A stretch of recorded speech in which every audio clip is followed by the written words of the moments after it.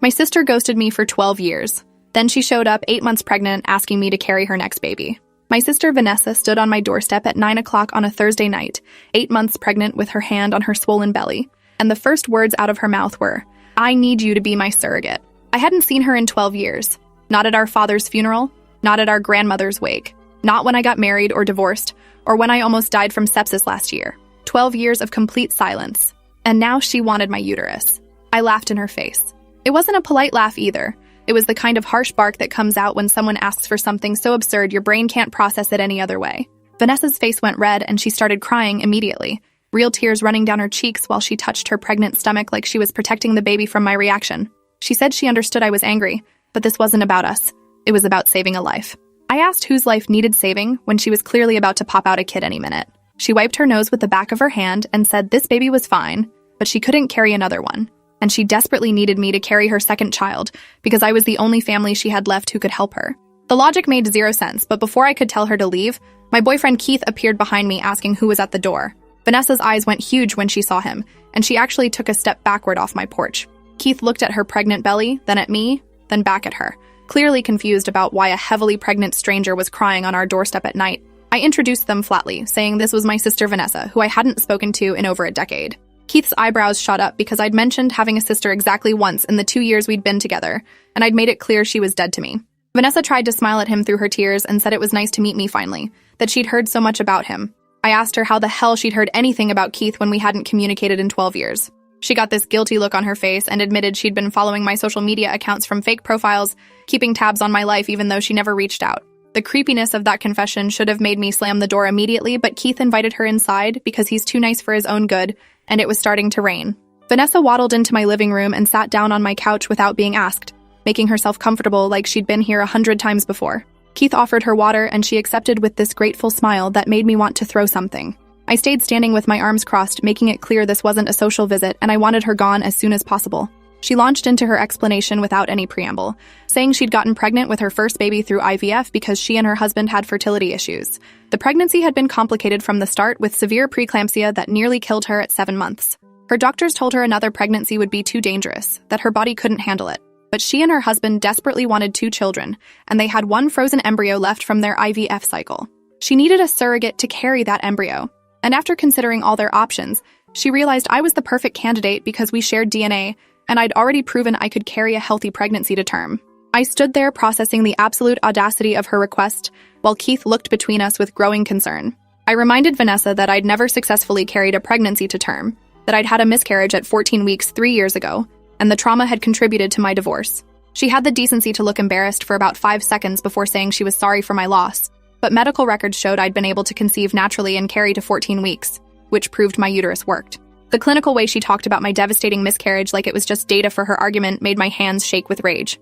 Keith put his hand on my shoulder and suggested we all take a breath before continuing this conversation. Vanessa nodded enthusiastically and said she knew this was a lot to process, that she should have reached out sooner to rebuild our relationship before asking for such a huge favor. I asked her why she ghosted me in the first place, what I'd done that was so terrible she couldn't even tell me where she was living for over a decade. She went quiet for a long moment, staring at her hands in her lap, before saying it was complicated, and maybe we could talk about it another time after I'd had time to consider her request. That non-answer told me everything I needed to know about her priorities. She didn't want to explain or apologize or repair our relationship. She just wanted my body. I told Vanessa she needed to leave and that my answer was no, absolutely not, never going to happen.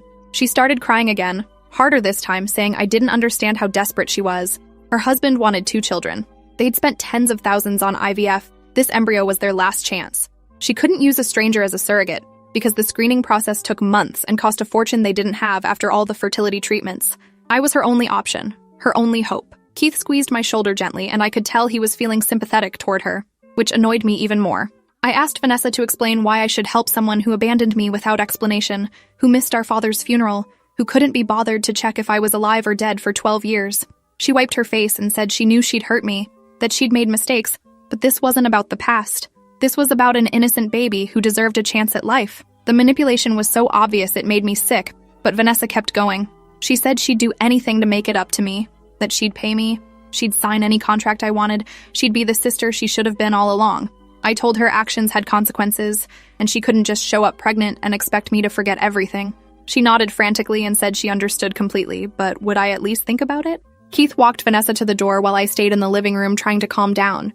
I heard them talking quietly in the entryway but couldn't make out the words. When Keith came back, he sat next to me and said Vanessa had given him her phone number in case I changed my mind. I asked him if he was seriously considering this insane request. He said he wasn't considering anything, but Vanessa was clearly desperate and pregnant, and maybe I should at least hear her out before making a final decision. I stared at him in disbelief. We'd been together for 2 years, and he knew the basics of my family history. That my sister had vanished from my life with no explanation, and that the abandonment had damaged me deeply. Now he was suggesting I should help her because she showed up crying and pregnant? Keith backtracked immediately, saying he didn't mean I should agree to be a surrogate, just that maybe I should talk to her about why she disappeared before slamming the door on any possibility of reconciliation. I told him Vanessa had 12 years to explain herself and chose not to, so I wasn't interested in her explanations now that she needed something from me. He dropped it, but I could tell he thought I was being too harsh. The next morning, I woke up to 17 missed calls and 32 text messages from a number I didn't recognize. The messages started reasonable enough. Vanessa apologizing again for showing up unannounced and asking if we could meet for coffee to talk properly. Then they got progressively more desperate around 3 a.m. She wrote that her doctors had told her she only had a small window to transfer the embryo before it wouldn't be viable anymore. She said she was running out of time. She needed an answer soon. The last message said she was sorry for everything, for disappearing, for hurting me, for not being there when I needed her. But she was begging me to please consider helping her. I showed the messages to Keith over breakfast, and he winced at the 3 a.m. timestamps. He asked what I was going to do. I said I was going to block her number and pretend this never happened. He looked like he wanted to argue, but stopped himself. I could see the judgment in his eyes, though. The unspoken belief that I was being cruel to a desperate pregnant woman. That judgment bothered me more than I wanted to admit. I blocked Vanessa's number and tried to go about my normal life. I worked my shift at the dental office where I was a hygienist, came home, made dinner with Keith, watched TV, went to bed. But I couldn't stop thinking about her showing up on my doorstep. The audacity of it. The entitlement. 12 years of nothing, and then she wanted me to carry a baby for 9 months, go through pregnancy and labor, risk my health and my life, all because she'd decided I was her best option. The anger kept me up at night, replaying our conversation over and over in my head. 3 days after blocking her, someone knocked on my door at 7 o'clock in the morning while Keith was already at work. I looked through the peephole and saw Vanessa standing there, still massively pregnant, holding a manila folder. I didn't open the door. She knocked again and called out that she knew I was home because my car was in the driveway. She said she just needed 5 minutes to show me something important. I yelled through the door that she needed to leave or I'd call the police. She pressed her face close to the door and said she'd brought medical records proving she couldn't carry another baby safely, that this wasn't manipulation or exaggeration. Her life was actually at risk if she tried to get pregnant again. Something in her voice made me open the door, probably because I needed to believe my sister wouldn't lie about something that serious. Vanessa looked exhausted, with dark circles under her eyes and her hair pulled back in a messy ponytail. She thrust the folder toward me and I took it reluctantly. Inside were hospital records, doctor's notes, lab results, all confirming severe preeclampsia during her current pregnancy and explicit recommendations against future pregnancies due to high risk of maternal mortality. The medical language was stark and frightening, talking about potential seizures, stroke, organ failure. If this documentation was real, another pregnancy could actually kill her. I looked up at Vanessa and she was crying again. Silently this time, tears just rolling down her face while she stood on my porch. She said she knew she didn't deserve my help, that she'd been a terrible sister, but she was desperate. I asked her again why she disappeared. What had I done that made her cut me out of her life so completely? She took a shaky breath and said it wasn't what I'd done. It was what Mom had done, and she couldn't explain it properly standing on my porch. Could we please sit down somewhere and talk? I let her in against my better judgment. Vanessa sat at my kitchen table while I made coffee. Neither of us would drink. She kept rubbing her pregnant belly in this absent-minded way that made it clear she'd been doing it for months. When I finally sat down across from her, she started talking without looking at me. She said Mom had done something unforgivable when Vanessa was 23, something so devastating that Vanessa couldn't stay in contact with anyone who remained close to Mom. That included me. I reminded her that I hadn't been close to Mom either, that our mother had always been difficult and our relationship had been strained at best. Vanessa shook her head and said it was different, that Mom had told her something that changed everything, and Vanessa couldn't be around me without constantly thinking about it. I asked what Mom had possibly said that justified 12 years of silence. Vanessa's hands tightened on her belly, and she said Mom had confessed to her that I wasn't Dad's biological daughter, that Mom had an affair when she was pregnant with me, and Dad had raised me thinking I was his, but I wasn't. Vanessa found out the truth and couldn't handle it, so she ran away from the whole family rather than face the lie every day. The words didn't make sense at first. My brain couldn't process what she was saying. I sat there staring at her while she cried and apologized and said she should have told me years ago, but she didn't know how. She'd been a coward. And now here she was asking for my help when she'd kept this massive secret from me. I asked her if Dad knew. She said she didn't think so, that Mom had only told her during a drunken breakdown, and then begged her never to mention it to anyone. Vanessa kept the secret for 2 years before she couldn't take it anymore and just disappeared. She'd moved across the country, changed her phone number, blocked everyone on social media, started over. She watched Dad die from a distance knowing he never learned the truth about me. The betrayal was layered and complex. Not just Vanessa's abandonment, but Mom's lie, and Dad's unknowing acceptance of a child who wasn't his. I asked Vanessa who my biological father was. She said Mom never told her, just said it was someone she worked with, and the affair ended before I was born. I felt like I was floating outside my body, watching this conversation happen to someone else. Keith came home from work early and found us both crying at the kitchen table. Keith made us actual food while I tried to process everything Vanessa had told me. She'd brought her medical records but also dropped a bomb about my parentage that rewrote my entire childhood. Keith kept looking at me with concern but gave us space to talk. I asked Vanessa why she thought I'd want to help her now after learning she'd kept this secret for 12 years. She said she knew it was wrong, that she should have told me immediately, but she'd been so angry at Mom and so confused about what to do that she'd handled it in the worst possible way by running away. Now she was trying to make amends, trying to be honest, trying to give me the truth even though it made her request for surrogacy seem even more impossible. I appreciated the honesty, but I also resented the timing. It felt like she was only telling me about my parentage now because she needed something from me, like the truth was a bargaining chip. She swore that wasn't the case, that she'd been planning to reach out for years but kept chickening out, and then she got pregnant and realized time was running out. Her due date was 3 weeks away, and if I agreed to be her surrogate, they'd need to transfer the embryo within 3 months of this baby being born for optimal success rates. I told Vanessa I needed time to think about everything she'd told me, both the surrogacy request and the revelation about my father. She nodded and said she understood, that she'd wait for me to reach out when I was ready. Keith offered to drive her home since she was so pregnant, but she said her husband was waiting in the car outside. I asked why he hadn't come in with her. She looked embarrassed and said he didn't know she'd come here today, that he thought she was at a doctor's appointment. Her husband apparently didn't agree with her plan to ask me for help because he thought it was too much to ask of someone she'd abandoned. The fact that even her husband thought this was inappropriate made me feel slightly vindicated. After Vanessa left, Keith and I sat in silence for a long time. Finally, he asked how I was feeling, and I told him honestly that I had no idea. The parentage revelation was bigger than the surrogacy request, and I didn't know which thing to process first. Keith suggested I call my mom and ask her directly about what Vanessa had told me. I said I'd rather die than talk to my mother right now.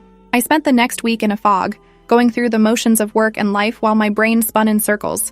Keith tried to be supportive, but he clearly had opinions he was holding back. On day 8, he finally said what he'd been thinking, that regardless of how I felt about Vanessa's abandonment, helping her carry a baby could be a way to rebuild our relationship and create something positive from all this pain.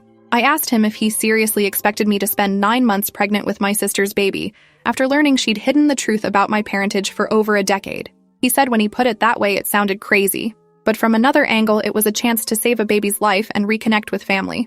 I told him he didn't get to have an opinion about what I did with my body, and he agreed immediately but said he was just trying to help me see all the angles. That night I couldn't sleep, thinking about Vanessa's belly and her desperate eyes and the medical records showing she could die if she tried to carry another baby. I also thought about Dad, the man who raised me, who taught me to ride a bike and sat through my terrible clarinet recitals and walked me down the aisle at my wedding, never knowing I wasn't his biological daughter. My phone rang at midnight and I almost didn't answer, but the caller ID showed my mom's name. We hadn't spoken in almost a year after a fight about her drinking. I answered and she immediately asked if I'd talked to Vanessa recently. My stomach dropped. I asked how she knew about that. Mom said Vanessa had called her earlier that day, crying and asking if Mom had ever told me the truth about my father. Mom had realized Vanessa must have finally reached out to me and confessed everything. There was a long pause, and then Mom asked me what I wanted to know. I told her I wanted to know everything, starting with who my biological father was. She sighed deeply, the sound crackling through the phone, and said his name was David Brennan, a manager at the insurance company where she'd worked as a receptionist. They'd had an affair that lasted 6 months before Mom got pregnant. David was married with 3 kids of his own and wanted nothing to do with the baby. Mom told Dad she was pregnant, and he was thrilled, never suspecting the truth. David got transferred to a different branch, and they never spoke again. Mom had lived with the secret for 35 years until she got drunk one night and told Vanessa everything. I asked Mom why she would burden Vanessa with that secret instead of me. She said she didn't plan to tell anyone ever, but Vanessa had been there that night helping her through alcohol poisoning after a particularly bad bender. Mom thought she was dying and wanted someone to know the truth. After she recovered, she begged Vanessa to keep it secret because telling me would only cause pain and wouldn't change anything. Dad was my father in every way that mattered, and learning otherwise would just hurt me and destroy his memory. Vanessa apparently struggled with the information for 2 years before cutting everyone off. Mom had always wondered if that was why Vanessa disappeared, but she never confirmed it until today. I asked Mom if she ever tried to contact David Brennan to tell him he had another daughter. She said no. He'd made it clear he didn't want any involvement, and forcing him to acknowledge me would have risked exposing the affair to Dad. So I existed as an unknown daughter to a man who might not even know I was alive. The conversation with Mom left me feeling hollowed out and strange, like my entire identity had shifted slightly to the left and nothing fit quite right anymore. Keith found me crying on the bathroom floor at 2 a.m. He sat down next to me and held me while I sobbed about Dad, and how I'd never get to ask him if he knew or if he suspected, or if he ever looked at me and wondered why I didn't look quite like him. Keith said Dad had loved me unconditionally, and that was what mattered, but I couldn't get past the fact that such a fundamental piece of my identity had been a lie. The next morning, Vanessa texted from a new number saying she'd heard from Mom that we'd talked, and she was sorry for causing all this pain, but she hoped I understood now why she'd left. I didn't respond. 3 days later, a man named Dennis showed up at my workplace saying he was Vanessa's husband and could we talk during my lunch break. I took him to the sandwich shop next door and we sat in a booth while he apologized for his wife's behavior. Dennis looked exhausted and anxious, clearly stressed about Vanessa's impending delivery and her surrogacy obsession. He said Vanessa had been struggling with severe anxiety about only having one child, that it had become an unhealthy fixation. Dennis explained that Vanessa came from a mindset of needing 2 children specifically because that's what her version of a perfect family looked like, and she couldn't let go of that vision even though her body couldn't safely carry another pregnancy. He said they'd looked into adoption and traditional surrogacy, but Vanessa had convinced herself that I was the only acceptable option because of our genetic connection. Dennis had tried to talk her out of contacting me because he knew the family history was complicated, but she'd become almost manic about the idea. He was here to apologize for putting pressure on me and to assure me that if I said no, they would accept it and find another path forward. I appreciated his honesty and told him I hadn't made a decision yet. He nodded and said whatever I decided, he hoped Vanessa and I could eventually repair our relationship independent of the surrogacy question. I asked him if he knew about the secret Vanessa had been keeping about my parentage. His face showed genuine surprise. He said Vanessa had told him she and I had a falling out over their mother's behavior, but she'd never mentioned anything about my father. I realized Vanessa had kept that secret even from her own husband. After Dennis left, I sat in my car and called Vanessa. She answered on the first ring, breathless and hopeful. I told her I'd talked to Dennis and I knew she hadn't told him the real reason she disappeared. She was quiet for a moment, then admitted she'd been too ashamed to tell him she'd abandoned me over something that wasn't even my fault. She said she knew how selfish that sounded, but she'd built a whole new life in another state, and talking about the past felt like opening old wounds. I told her that's exactly what she'd done by showing up pregnant and desperate. She'd ripped open wounds that had barely started healing. Vanessa started crying and said she knew, that she'd handled everything wrong, but she was begging me to please consider helping her anyway. I asked her what she'd do if I said no. She said they'd find a traditional surrogate somehow, go into debt if they had to, but it would take months they didn't have. The embryo was already degrading and might not be viable much longer. Every week that passed decreased their chances. I told her I needed to meet her husband properly and understand exactly what being a surrogate would involve before I could even consider it. We met at a coffee shop the next Saturday, me and Keith on one side of the table, Vanessa and Dennis on the other. Vanessa was so pregnant she could barely fit in the booth. She kept shifting uncomfortably and making small pain noises that she tried to hide. Dennis ordered her decaf tea and she looked at it with disgust but drank it anyway. They explained the surrogacy process in clinical terms, the legal contracts, the medical procedures, the hormone treatments I'd need to take to prepare my uterus for embryo transfer. Vanessa had brought a folder full of information about gestational surrogacy, highlighting the sections that explained I'd have no genetic connection to the baby since it would be formed from her egg and Dennis's sperm. I would just be the carrier. The process sounded invasive and complicated and terrifying. Keith asked about health risks and Dennis handed him a different packet of information about surrogacy complications. We learned about gestational diabetes, preeclampsia, blood clots, hemorrhaging, all the ways pregnancy could damage or kill me. Dennis was surprisingly honest about the risks, which I appreciated even though it made Vanessa visibly uncomfortable. She kept trying to downplay the statistics and emphasize how rare serious complications were in healthy surrogates.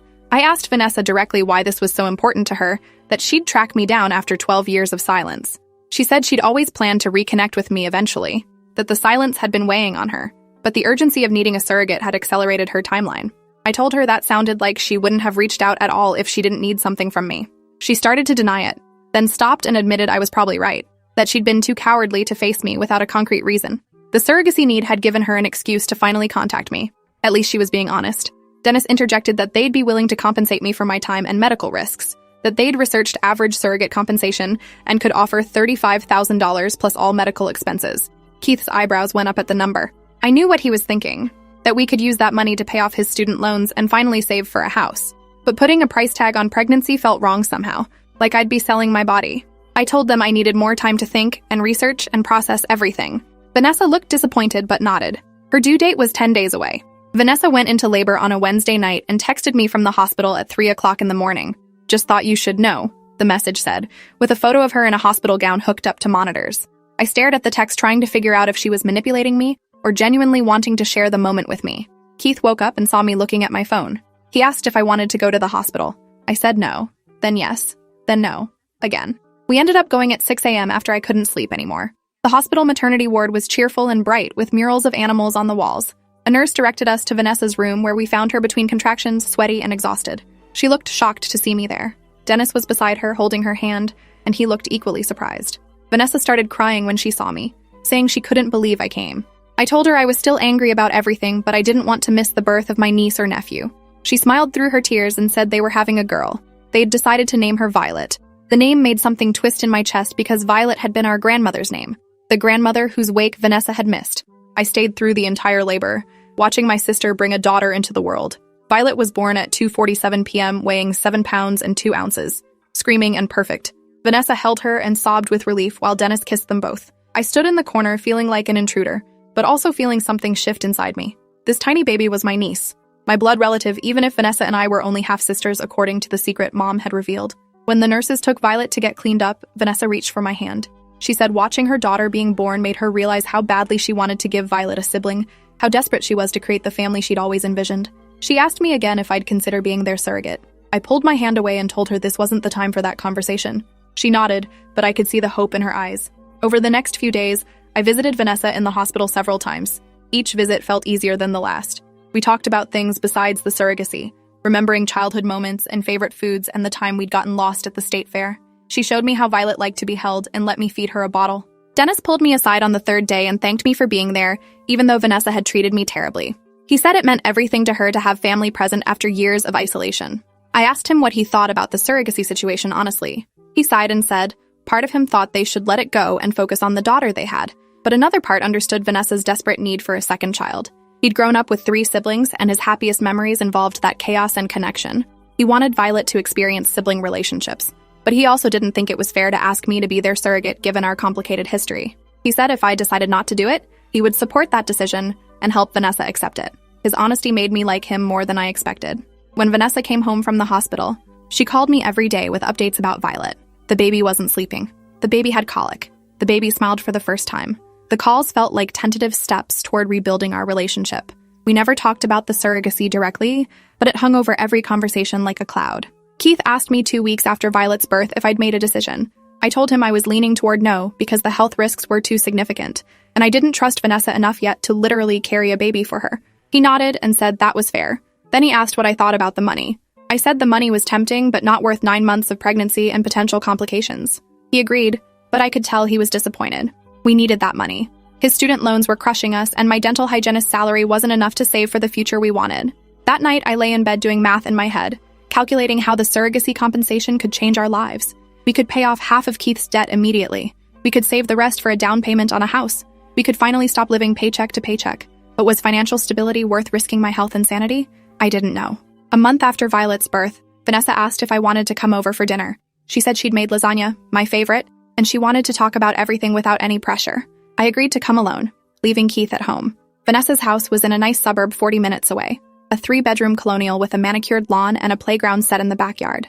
Inside, the house smelled like tomato sauce and garlic bread. Violet was sleeping in a bassinet in the living room, tiny and perfect. Vanessa looked exhausted but happy as she served dinner. Dennis joined us and we ate together like a normal family, talking about nothing important. After dessert, Vanessa finally brought up the surrogacy.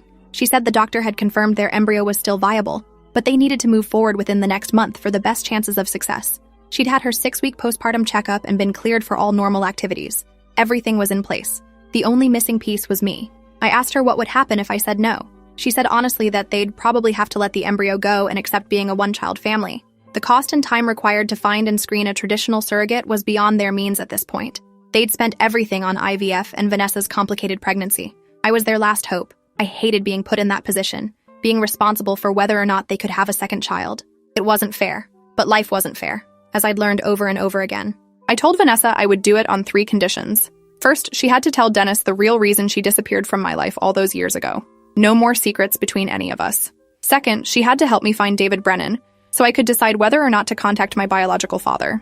Third, she had to understand that this surrogacy didn't erase the past 12 years or make us automatically close. We would rebuild our relationship slowly, and only if she proved she was committed to being an actual sister. Vanessa agreed to all 3 conditions immediately, sobbing with relief and gratitude. Dennis looked confused about the first condition, but said he'd support whatever Vanessa needed to share with him. That night, Vanessa told Dennis everything about Mom's confession and the secret about my parentage and how it had driven her away from the family. Dennis listened quietly, then looked at me and apologized for Vanessa carrying that burden alone, instead of helping me carry it too. I appreciated his empathy. Over the next week, Vanessa and I met with the lawyer who'd drafted the surrogacy contract. The document was 40 pages long and covered every possible scenario from miscarriage to selective reduction to custody disputes. Reading it made the whole thing feel terrifyingly real. The contract specified that I would have no parental rights to the child I carried, that all medical decisions would be made by Vanessa and Dennis with my input, that I would be compensated $35,000 plus medical expenses, and that I could terminate the pregnancy for medical reasons if my life was at risk. Keith read the entire contract 3 times before agreeing it was fair. The lawyer explained the embryo transfer process would involve hormone injections to prepare my uterus, then a simple outpatient procedure to implant the embryo. If it took, I'd be pregnant within 2 weeks. The success rate for frozen embryo transfers was about 50% for someone my age. If it didn't work the first time, we could try again, but Vanessa and Dennis only had the 1 embryo, so there was only 1 shot. The pressure of that felt enormous. I signed the contract on a Friday afternoon with Keith and Vanessa and Dennis all present as witnesses. The lawyer notarized everything and said congratulations like we'd just bought a house instead of agreeing to create a baby. That night, I started the hormone injections. They made me nauseous and emotional, but I pushed through. 2 weeks later, I went in for the embryo transfer. The procedure itself was quick and painless, over in less than 30 minutes. The doctor showed us the embryo on a screen before transferring it, a tiny cluster of cells that might become a baby. Vanessa held my hand during the procedure and whispered thank you over and over. Afterward, I had to lie still for an hour to give the embryo the best chance of implanting. Dennis brought me magazines and water and hovered nervously. Keith had to work but texted every 10 minutes asking how I was feeling. I felt strange and disconnected from my body, like I was watching everything happen to someone else.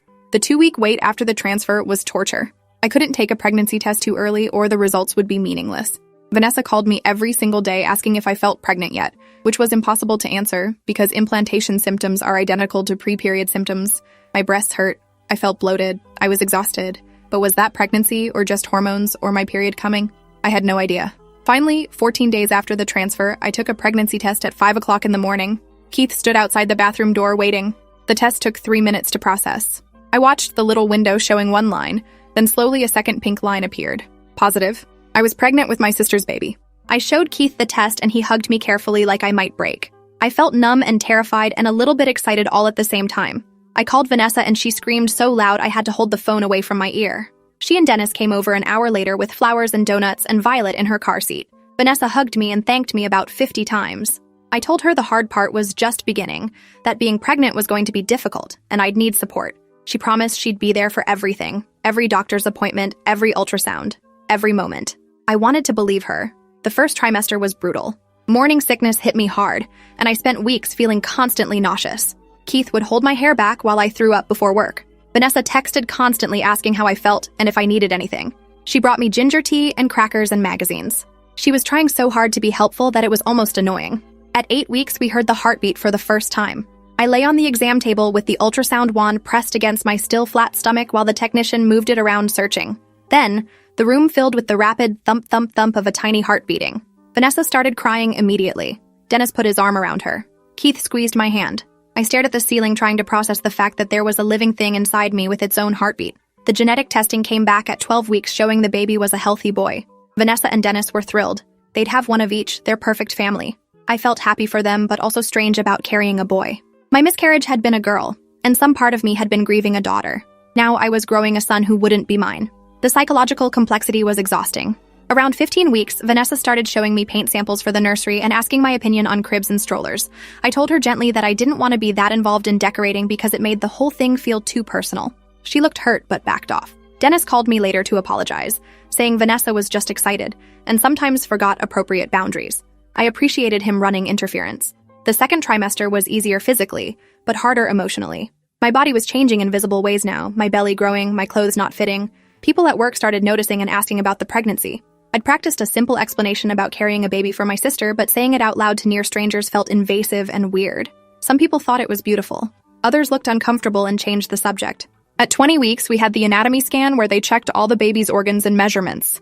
Everything looked perfect. The technician showed us his tiny hands and feet, his spine, his face in profile. He looked like a real baby instead of a blob, which made everything feel more real. Vanessa asked if she could have one of the ultrasound photos, and I said she could have them all. They were her baby's first pictures, not mine.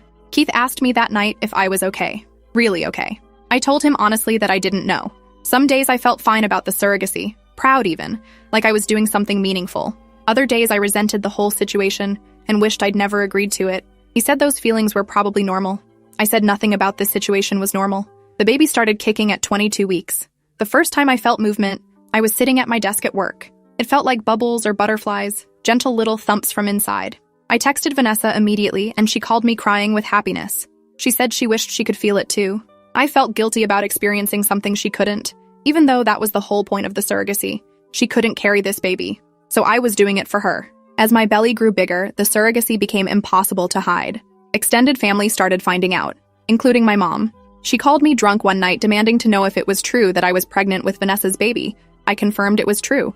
She went on a rant about how stupid I was to let Vanessa manipulate me, how my sister had abandoned us and didn't deserve my help, how I was going to ruin my body for someone who didn't care about me. I hung up on her. Keith found me crying on the bathroom floor for the second time in this whole mess. He said we didn't have to keep doing this if it was too hard, that I could still back out. I told him it was too late, the baby was growing, Vanessa was counting on me, and we'd signed a contract. I had to follow through.